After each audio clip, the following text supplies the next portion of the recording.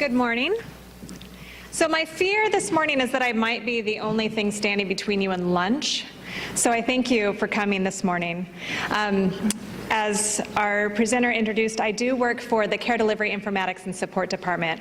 And so that mouthful means that I work on technology that touches our members and our care providers. So some of my esteemed colleagues that you might have seen over the last couple of days are engineers or programmers, and I work with technology from a slightly different angle. I work where it touches the front lines. So when we program our cool stuff, make our new applications, I help the front line in the medical office or our patients figure out how to actually make use of it. I used to manage medical offices before I got lured into the fascinating world of technology. And so you can come into this from a lot of different ways. And while I've never been a sci-fi geek per se, I did enjoy watching some of the original Star Trek episodes when they were in syndication. I wasn't alive then. But if you never saw any of these and the tricorder reference doesn't make any sense to you, I apologize. Google it later. But today what I want to do is give you an introduction to Kaiser Permanente so you understand where I'm coming from. And then I'll also tell you a little bit about our history with digital health and consumer engagement. I'm going to talk about some new ways that we're delivering care virtually, some specific telemedicine initiatives, and then give us some time for questions and answers. So, a little bit about Kaiser. I need a teleprompter down here so I don't have to use paper. So I'm not going to spend a lot of time on this slide, but I put it up here to give you a sense of the size and scope of our organization. Here in the Northwest region, we care for over 500,000 people. So a lot of lives that have a lot of people who put their lives in our care. Nationwide, we care for close to 10 million. And so as a large healthcare system, we're very much a part of the national conversation about how we lower the cost of healthcare while improving the quality. And some of you may know that the United States spends far more on healthcare per person than any other developed country. And yet our outcomes are not as good as many of our worldwide colleagues who spend less on care. So this is a problem we're trying to solve constantly. How do we improve quality while lowering cost? And at Kaiser Permanente, we believe that effective use of technology is part of the solution to controlling healthcare costs. Oops, I pressed the back button.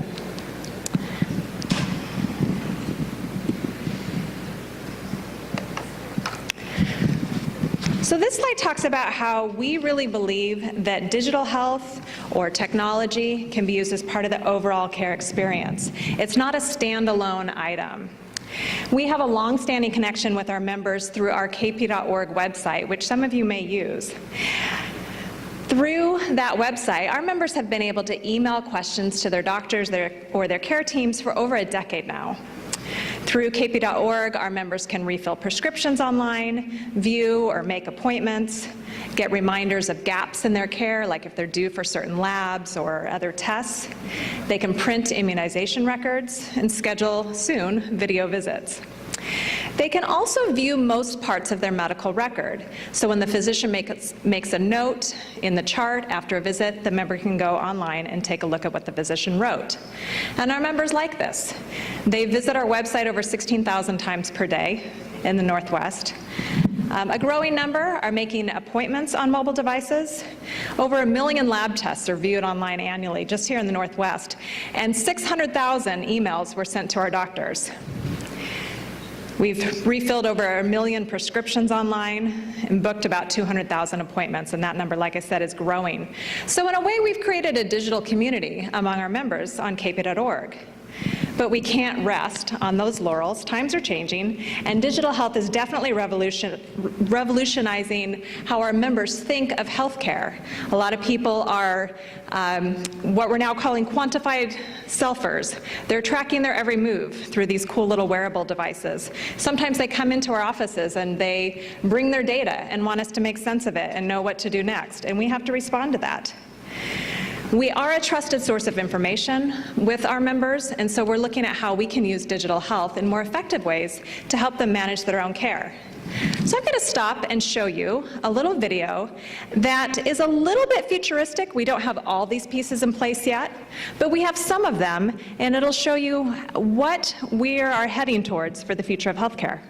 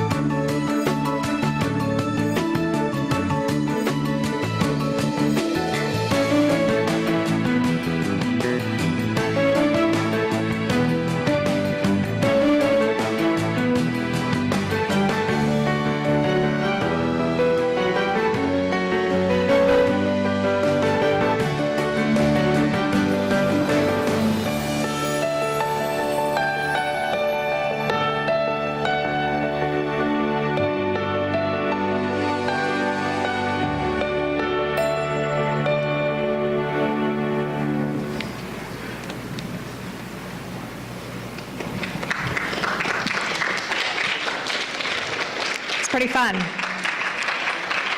So now that you've seen our vision, let me tell you about some specific efforts that we've begun in Kaiser Permanente Northwest.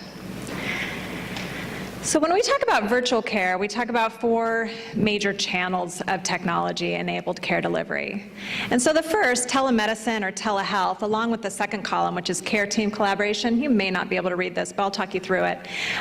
These can be classified into 3 main types of care. There's store and forward, like if you take a picture and then send it to somewhere. We have remote monitoring, which I'll talk about in a minute, and interactive services. So examples of this that we're currently doing in Kaiser Permanente Northwest are our telestroke program. So when somebody comes into the emergency room with potential stroke symptoms, every second counts, and it's very important that we're able to evaluate exactly what's happening with them and administer the right kind of medication very quickly. But it takes some specialized care to know, or specialized knowledge to know what kind of care to deliver. And so what we've done with our hospitals is we have these high-tech carts that have audio and visual that we can bring to the patient where they are and have our neurologists look at the patient, evaluate them, and give orders, whether that neurologist is currently sitting at another hospital or perhaps in a medical office seeing patients or even at home. So that way, our patients have access to that super specialized care wherever they are. The neurologist doesn't waste time on travel. There are no delays in care. And from an efficiency perspective, we don't have neurologists sitting around waiting for a patient who may or may not come in, and yet they're available exactly when we need them. So that's part of how we make care better and cheaper through the use of technology. Another example is our virtual derm program, which allows immediate dermatology consults with the patient's primary care provider. So if a patient comes in and has a suspicious mole or a really odd rash or something like that, rather than making a referral for the patient to wait a few days, go in, make another visit, pay another copay, drive to another place to see a dermatologist, that primary care provider can take a photograph of that area, put it in the patient's medical chart. The dermatologist takes a look at it right away, can often diagnose it just from that photograph, give orders to the PCP to treat the patient. The patient avoids that entire other visit and is able to get care right on the spot. Another area that we're expanding is video visits. So we have these currently in selected specialties in our urgent care, and it doesn't really save us time, but it saves our members having to drive around to appointments. And for young people who are busy or elderly people who have mobility challenges, this is really a benefit to them. And that's one thing that we're learning about technology is oftentimes people think this is something for people your age or perhaps even your parents' age, but definitely not your grandparents' age. But actually that's not true, because the percentage of all seniors who have either a smartphone or a tablet is about 50%. And when you get into an educated population, it's 2/3, 3/4. And so I would bet a lot of you have had experiences Skyping with your grandparents. Even if they're not big technology users, they'll get a tablet for those kinds of things. And with that same tablet, they can do video visits with us. Our home health nurses are another place that we found ways to improve the quality of care and lower the cost. When they're out in people's homes taking care of them for routine issues, oftentimes they'll find something like a wound that's really challenging to treat. And believe it or not, there are nurses who specialize in wound care and really know how to help those things heal. And so rather than having to have a second nurse take a trip out to that home or put that suffering patient under the burden of coming into a medical office, we're able to use video right on the home health nurse's mobile device, have the wound care specialist take a look at it, again, give orders, tell them how to treat, be able to have care right then and there without additional cost. So those are all things that we're currently doing. Additionally, in that third column, we have patient self-care apps. And so while any of you can and do download myriad apps for self-care, we're curating apps that can connect patients with their care team to prevent or treat aspects of their care. So we're looking for things that we know have clinical science behind them and recommending them to our patients. Another area we're using an app is we're working with Comcast to develop a maternity education app that tells you all about pregnancy care via short videos that play from the cable set-top box. We're also experimenting with medication reminder apps. I'm going to show you more about that Comcast program in a minute. And finally, the social technology includes patient platforms and digital channels that open care experiences beyond traditional care teams, using peers and expert networks to help patients know how to care for themselves. So for example, we've launched Big White Wall, which is a moderated, anonymous social media platform that helps improve depression and anxiety symptoms. And while Big White Wall has been successful in the UK for years, we are the first major group to import it across the pond, as they say, we are learning how that'll work in the Northwest market. And then finally, we use things like Twitter and Facebook to encourage our members to share their care stories and give us feedback. And they do, both positive and negative, and we learn from that.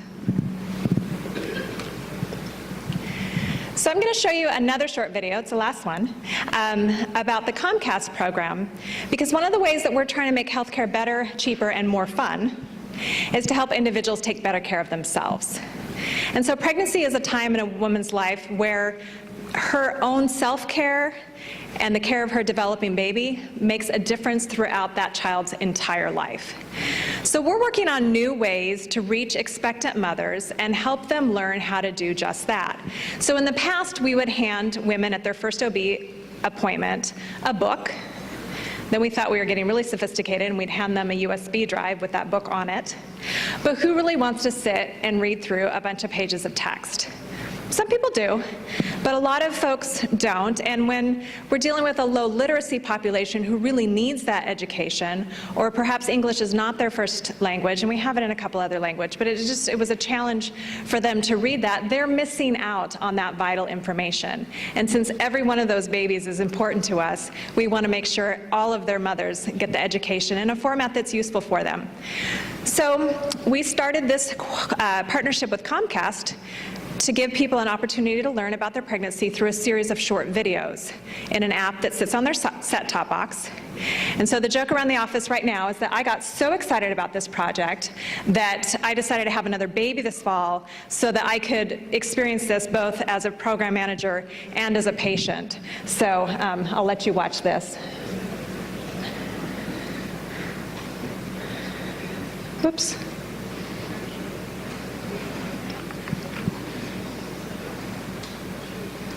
There we go.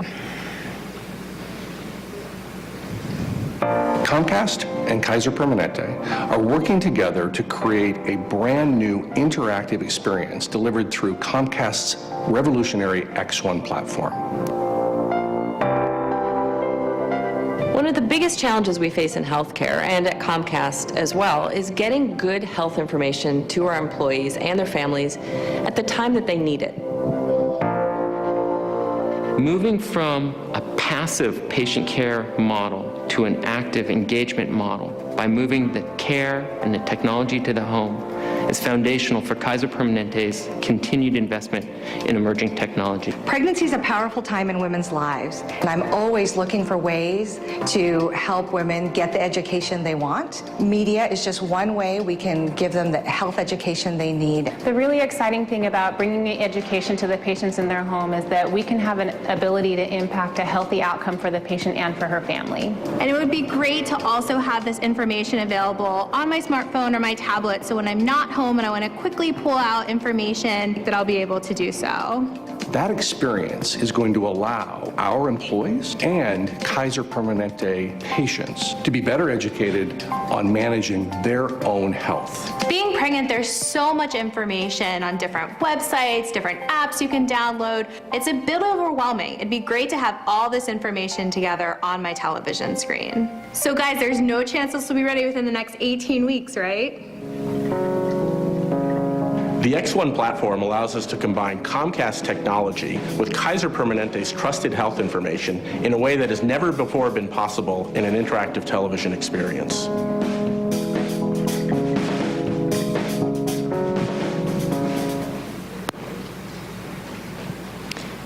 So as you look at that video, you can see that there's aspects of programming, certainly, but also a great deal of design, content writing, user experience aspects. Plus, it was really fun to go to our Westside Hospital and play movie producer for a while. We've been filming a lot of videos out there and having a grand time. So I talked a little bit about Big White Wall, the social media platform, and for our adults who experience stress, anxiety, or depression, we partnered with this company called Big White Wall. It's from England, and it's a digital support and recovery service for people who can go into a community of members, support each other, help share what's troubling with them, but it's a safe and anonymous environment. So they choose a screen name, they're actually not allowed to share who they are. This environment is also monitored by these trained professionals that we call wall guides. And what this gives people over something like Facebook or any other social media site is that we can guarantee there's not going to be bullying in the site. We can guarantee that the information that you get in here is solid clinical information. We can guarantee that people aren't going to encourage each other into more self-destructive behaviors like happens in a lot of internet sites. And so it's a safe place that we can recommend to our members. And in fact, we have further safeguards so that if somebody is in fact suicidal, the wall guide will reach out to them and eventually engage our emergency psychiatric services to reach out to that member if they're really in trouble. So this slide just shows some of the things that people can do on Big White Wall. There's chat rooms on specific topics. They can do self-assessments for depression and anxiety. They can express themselves artistically through making a brick that goes on this wall that you can look at that various people have created. And again, if someone's suicidal or needs further help, one of the wall guides will reach out to them and help them get what they need. So when we talk about making healthcare better, cheaper, and more fun, this is something that we offer in addition to our traditional mental health counseling. So we still have all the same mental health services that we've always offered, but some people just need a little bit of self-help or some good tools to know that they're not alone, and others would prefer something like this over coming in for therapy, at least in the beginning. So Big White Wall is one way that we're offering members more choices, which is always more fun, for getting mental health care. And when people have good emotional wellness, they're always going to have better physical wellness as well. They're obviously very connected. And when people have better wellness overall, it's more cost effective. So another key component of our digital vision in imagining care anywhere that you saw earlier is we want to give patients and their caregivers access to care in the environment that they find most convenient. And for some people that will always be coming into the medical office, that's what they prefer, and that's fine, we'll always be there for them. But we'll also offer some other options. So for any of you who have ever worked, volunteered, done an internship in a medical environment in the Portland area, you've probably seen an electronic medical record program called EPIC. And if any of you are Kaiser Permanente members and you've ever emailed your doctor, you've gone in through KP.org, or it's also called MyChart. So these next few slides will show you what the video visit experience will be like for both our clinicians and our members. Don't worry if it looks unfamiliar. If you've never seen a doctor's workflow, it probably won't, but I'll give you a little sense of it. So for the doctor, they get a schedule. They look at it every day. It's got all their patients on it, and it shows what kind of visits they are, phone visits, office visits, et cetera. And if they're having a video visit, there'll be a little video icon that turns green when the patient has entered the virtual room. So nobody's wasting any time. So the doctor can just double-click on that visit. It launches it. It's very much like Skype or FaceTime, but a whole lot more secure. And if anybody ever asks you to Skype with your doctor, don't do it. It's not secure enough. But this is all behind our firewall, and we can launch a video visit and have it be safe. But otherwise, once you're in there, it looks very similar to any other video program you've ever used. Easy to use controls. The provider's in the large screen. You've got a little selfie in the corner. And so for the patient, they would come in pretty similarly. They're going to have a similar experience. Our members will log in to their KP.org account, just like they currently do to send emails or refill prescriptions or make appointments. They'll see their video visit under upcoming appointment and click a button to launch it. And when they do, they're still inside of our website, and they're able to have that video visit with the provider. So very easy. They can do it from a laptop with a camera or from any kind of mobile device, tablet, etc. The physician may just talk with the member, or they may choose to share aspects of the medical record with the patient because they can share their screen. So in this example, they're sharing an x-ray. They may also collaborate with their patients by reviewing medication lists or lab trends or any other aspect of the chart right there on the screen. So when we look at video visits, on one hand, it's kind of cool, but we try not to do things just because they're shiny and new. We try to do things because we think it'll add value to our patients. And so when we look at video visits, they're more convenient for our members. They can also invite other people to participate in that video visit, such as a caregiver or a family member. That person can join wherever they are, and it just creates more squares on the screen. So in addition to being more convenient for the member, it's better in terms of quality when they have their caregivers involved. It's cheaper in terms of efficiency, and it offers more choices, which, like I said, is always more fun.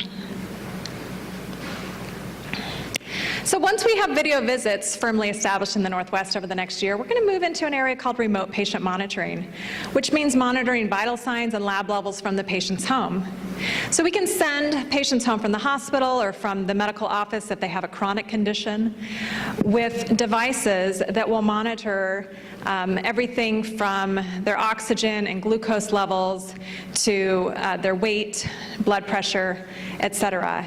And that way, when those come in and our systems are automatically tracking those levels, if something gets out of the ordinary, it'll alert one of our doctors or nurses so that we can intervene early. And early intervention and treatment is always better, always cheaper, and way more fun than a hospital visit. So in summary, at Kaiser Permanente, we like to think we have a strong history of digital engagement with our members. And as an organization, we're very much committed to building upon that with our commitment to innovation in the entire care experience. So new technology is integrated with existing tools for ease of adoption, with a focus on improving both clinical care and our members' experiences. And I will say to you that the future is bright for students who want to make the world a better place through technology. When you are my age, I'll be thinking about retirement. And I want the best and brightest minds thinking of the best, cheapest, and most fun ways to take care of me as I grow old. And with that, I'll close for questions and answers.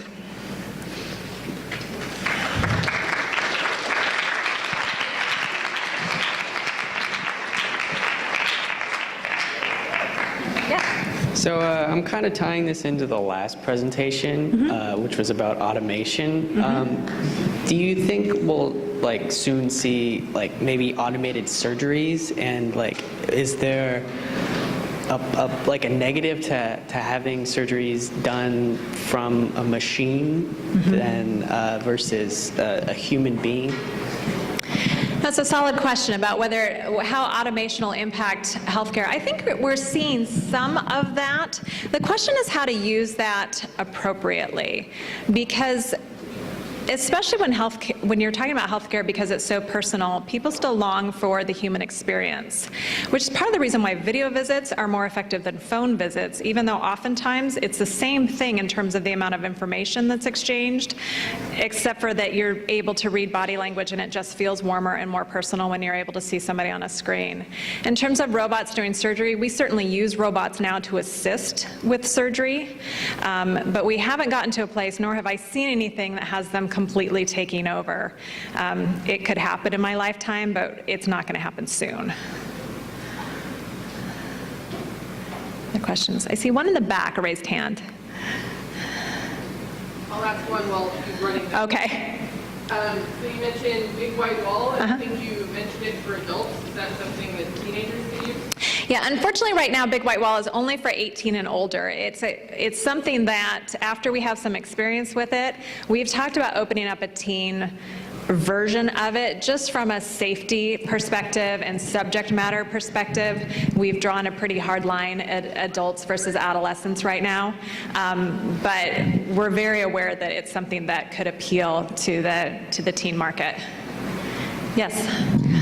So there's a lot of things that doctors have to actually touch. So how would the videos interact with that problem? Like if there's a lump, if it's hard, it might be cancerous, but if it's not, it could just be a lump. Right. That's a great question. So where we use video visits is often in follow-up visits. And so there's a couple of different things. If somebody's getting evaluated, it might be cancer. Of course, they're going to need to see them in person the first time. But maybe they see them in person, they order a bunch of different tests, they get those tests back, and now it's time to talk about treatment options. Now, the first thing to remember is it is always the patient's choice. And so for the patient who wants to come in and have that in-person visit and talk about it, they're always welcome. But if that patient perhaps lives over here and the subspecialist is in our Clackamas office, and we say, you have a choice. You can come over for a visit, or we can do this via video visit. We can talk about what we saw on all your tests. We can talk about your treatment options, make some decisions for next steps. That patient might say, you know what, I've got a kid in soccer this afternoon. I've got my job to get back to, and you know what traffic looks like on 217. Let's do this on a video visit. And they may choose that. And so those are the kinds of situations where we're just looking at what's clinically appropriate, first of all. And if it is clinically appropriate, then giving the patient the option based on their own life and preference. Yeah. Other questions? What are some of the things that you can monitor with at-home devices? Things we can monitor with at-home devices. So right now, the at-home devices that are pretty popular are blood pressure monitors, scales, and that's not because we're wanting to monitor how much chocolate you're eating. That's actually, when people have congestive heart failure, one of the signs that things are getting bad for them is they'll start to retain fluid. And so you'll see people with heart failure gain 5 pounds overnight. And so that's a sign to us that we need to adjust their medications. And so that's where we use scales. We can use glucose monitors for people who have diabetes, pulse oximeters, so people who have pulmonary disease or sometimes even asthma can influence people's oxygen levels, so we can monitor that. And so these are people who typically have pretty advanced chronic diseases that we're monitoring. They're often at high risk for having to come back into the hospital if they've just been there. And so we're able to take care of them at home. And like I said, with that chronic heart failure example, sometimes we can adjust their medication up or down and stop the problem right away before it gets bad and they have to come back into the hospital. Other questions? So as more and more hospitals begin to adopt systems like this, do you foresee sort of one program becoming the industry standard, or do you think they'll just sort of expand to support more and more medical machines? That's a great question, and I think we're already seeing some consolidation there. So that those pictures I showed you out of our Epic electronic medical record, we were the first big Epic customer about 20 years ago, so we have a lot of experience with this. But over the last 5 years, Providence, Legacy, Adventist, Portland Clinic, Vancouver Clinic, everybody in town uses Epic now. And so one of the advantages of that is that when patients move from system to system, we can actually, with their permission, look into the record from the other systems, which saves a ton of time. We don't have to repeat tests. We can see the records right away. We don't have to wait for things to be copied and mailed, et cetera. And for patients who, maybe one of our patients lands in a Providence ER, they have immediate access to their history and can take better care of them. So that's an example of consolidation that's already happening. I did 2 weeks ago spend a week in Chicago at the nation's largest health information management systems conference. The exhibitor floor is the size of 42 football fields. I tracked on my Fitbit and was walking about 8 miles a day just looking at vendors of new healthcare equipment.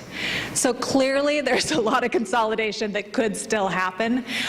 Everybody's trying to create something in this space, but there are a few big players, and systems like ours that have been around for longer know what we're looking for a little better, but it's emerging markets, definitely.